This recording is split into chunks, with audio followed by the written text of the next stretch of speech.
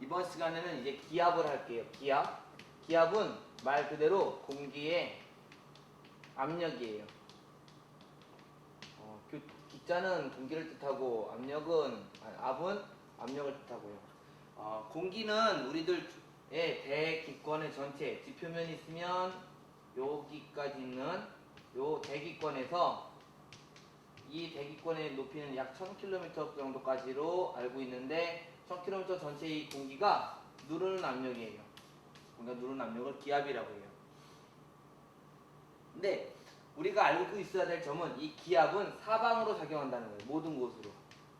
모든 곳으로. 여러 가지 실험은 이제 다음 주에 제가 실험을 해서 동영상을 올려줄 테고 수업 시간에도 실험을 하는 것으로 확인해 보면 기압은 모든 곳에서 작용하고 우리가 평상시에 느끼는 이런 기압은 1기압이라고 한다는 사실을 알고 있으면 돼요. 우리가 그냥 지금 전혀 압력을 못 느끼고 있지만 사실은 1기압이 작용을 하고 있어요. 평상시 느끼는 기압은 평상시 우리는 1기압을 느끼고 있어요. 1기압. 학생들이 자주 초등학생들이나 유치원 애들한테 해주면 좋은 마술이 하나 있는데 마술은 되게 쉬워요. 물컵에 물을 담아놓고 빨대를 준비한 상태에서 빨대를 그냥 꽂아놓고 여기에다가 엄지손가락으로 빨대를 막는 거예요. 막으면 물이 여기까지는 있겠죠. 처음에 그 상태에서 빨대를 막은 상태에서 그대로 물은 그대로 차 있어요. 물은 그대로 차 있어요. 이런 실험은 꼬마아이들한테 해주면 되게 좋아하는데 사실은 우리가 이 빨대를 엄청나게 길게 하고 물의 양도 길게 해도 웬만큼 다 성공할 수 있어요. 그러면 이 길이를 어느 정도까지 길게 해도 성공을 하느냐? 약 10m까지도 이 실험은 성공할 수가 있어요. 그러면 왜 10m까지 될까요? 그것은 우리가 느끼는 압력 때문에 그래요. 그래서 10m짜리 실험을 할 수 없어서 토리첼리라는 과학자가 다른 걸로 실험을 했어요. 토리첼리라는 과학자가 기압을 측정하기 위해서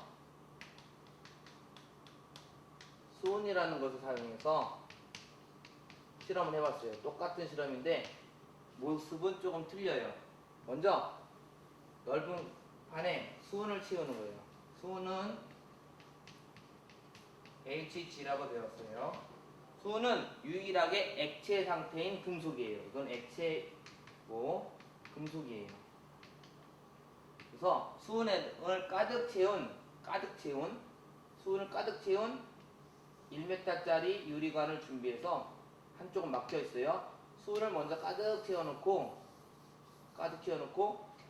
요 길이는 1m짜리로 준비를 해서 실험을 시작하면 잠시 뒤에 시간이 지나면 이 수온이 내려오면 줄어든 수온만큼 이 수면이 조금 올라가겠지요? 내려온 것이 딴 데 못 가니까 이게 조금 올라올 거예요. 그리고 나서 멈춰요. 멈췄을 때의 길이가 76cm가 나왔어요. 이 상태에서 이제 토리첼리가 어떤 해석을 했냐면 수온 기둥이 76cm만큼 이제 수온이 기둥으로 가만히 있었을 때 수온 기둥이 내리누르는 압력은 주변에서 우리들이 전혀 보지 않지만 공기가 누르는 압력과 같다라고 해석을 했어요. 그리고 이 해석이 맞는 이유가 공기가 누르는 압력이 세면 이건 올라갈 거예요. 이 공간이 남아있으니까. 만약에 수온에 누르는 압력이 더 세면 수면이 올라가겠죠. 근데 올라가지 않고 가만히 있는다는 소리는 공기가 누르는 압력하고 여기 있는 수온이 누르는 압력하고 같다는 뜻이에요.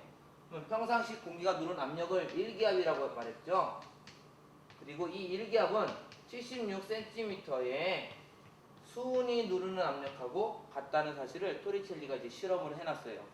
수온을 굳이 사용한 이유는 아까 전에 그 꼬마애들한테 하는 실험에서 물기둥이 10m예요. 10m짜리 실험을 하기가 어려우니까 물보다 밀도가 13.6배 더 큰 수온을 사용해서 작은 길이 안에서 이제 1기압을 측정하기 위해서 수온을 사용한 거예요. 그 다음에 물기둥으로 만들면 이것은 약 10.3m의 H2O 물이죠. H2O로 하는 것과 똑같고 정확하게 1기압은 다른 단위로 13 HPA로 표현해요. 읽는 방법은 HPA를 읽는 방법은 헥토, H가 10의 6승 단위라서 헥토, 압력의 단위 PA를 파스칼이라고 해요. 그래서 이걸 헥토파스칼이라고 해요. 헥토는 H를 읽는 거고요. PA는 파스칼이고요. PA는 압력의 단위예요. 그래서 이것이 1기압이에요. 토리첼리가 측정한 실험에서 76cm가 측정이 된다는 사실은 알아두면 좋고요. 이 실험을 변형을 해서 어떻게 해도 실험이 가능하냐면 수업 시간에 제가 이 여기 칸이 비었다고 했죠? 이거 완전하게 빈 것이고 이제 이건 진공이에요. 진공. 진짜 아무것도 없어요. 무주에 있는 상태하고 똑같아요. 여긴 진짜 아무것도 없는 진공 상태예요. 그런데 이 기둥을 이거 시험관이니까 이걸 그대로 이렇게 숙일 수도 있겠죠. 이렇게 숙일 수도 있을 거예요. 숙이면 수은기둥의 높이가 예를 들어서 이렇게 되면 수은기둥의 높이가 어떻게 되냐? 이 길이로 76cm를 유지할 것이냐? 답은 아니다예요. 어떻게 유지하냐면 원래 수직으로 세웠던 76cm를 옆으로 가도 유지를 해요. 이만큼 차이가 생겨요. 그래서 항상 어떻게 세워져 있던지 76cm의 수직의 높이를 유지를 하더라라는 것도 알아야 돼요. 그래서 76cm보다 더 낮게 이렇게 세워지면 여기는 완벽하게 꽉 찬, 수온으로 꽉 찬 실험이 가능을 해요. 그 다음에 여기 빈칸, 이 빈칸은 퍼펙트하게, 진짜 완벽하게 진공이에요. 아무것도 없는 곳이 여기에서 만들어져요. 토리첼리의 실험은 일기압을 측정하는 것으로 매우 중요하고 또 이 실험 자체로 수은 기압계를 만들어낼 수가 있어요. 수은 기압계. 기압을 측정한 이런 여러 가지 기압계 중에서 토리첼리의 실험 그대로 측정한 기압계가 수은 기압계예요. 또 하나, 수은 기압계 말고도 아네로이드 기압계라는 것이 있는데 아네로이드 기압계는 금속판을 써요. 먼저 수은 기압계는 토리첼리 실험대로 그대로 만들어 놓은 것이 수은기압계고 덩치가 크겠죠. 1m짜리가 필요하니까. 그 다음에 우리가 일반적으로 쓰는 것은 아네로이드 기압계예요. 원리는 간단해요. 진공판을 놓는데 이거 완벽하게 여기 진공이고 금속이에요. 진공이지만 금속이 형태를 유지하고 있기 때문에 기압이 세지면 이게 더 쪼그라들 거고 기압이 약해지면 이게 약간 더 커질 거예요. 그 원리를 이용한 게 아네로이드 기압계예요. 자세한 건 아마 고등학교 때 배울 거고 중학교에서는 수은 기압계는 토리첼리 실험대로 기압을 측정하는 것, 아네로이드 기압계는 간단하게 측정하는 것, 그다음에 연속적으로 측정하는 기압계가 있는데 그건 자기 기압계라고 해요. 한 가지만 더 알아봅시다. 1기압은 76cm의 수온이라고 했거든요. 근데 우리들이 이제 일상생활에서 이렇게 살아가는데 바닷가도 있고 뭐 집도 있고 산도 있을 때 우리들이 사는 곳에서 5km 위로만 올라가도 기압은 2분의 1 기압으로 줄어들어요. 공기는 대부분 다 밑에 몰려있다는 사실을 요거 적어놓은 거에서 알 수가 있는데 2분의 1 기압만큼 줄어들면 수은 기둥의 높이는 어떻게 될까요?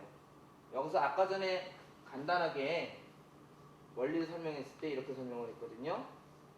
이것이 누르는 힘과 공기가 누르는 힘이 같다라고 했어요. 그러면 공기가 누르는 힘이 줄어들면 얘가 누르는 힘도 줄어들어야 되겠죠? 그래서 어떻게 되냐? 1기압보다 작은 2분의 1 기압으로 되면 2분의 1 기압이다 라고 하면 2분의 1로 줄어들었죠? 그래서 38cm로 수은의 높이가 줄어들 거예요. 만약에 기압이 높아지면 76cm보다 숫자가 더 커진 수은의 값을 알 수가 있을 거예요. 여기까지가 이제 기압에 대한 설명이고 다음번에 이제 바람을 공부할 거예요. 그만할게요.